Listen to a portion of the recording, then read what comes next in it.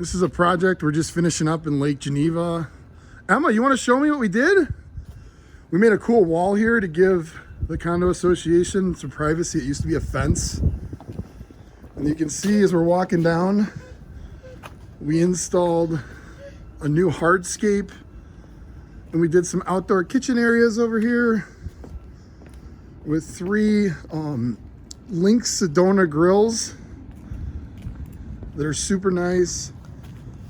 And did like a nice little seat wall back there. And then over here, this is gonna be a bar. And then we made a raised back, so then it gives us some privacy. And then you'll be able to mount a TV there, which will be really neat. And then we installed some drainage along here with tons of landscape lighting.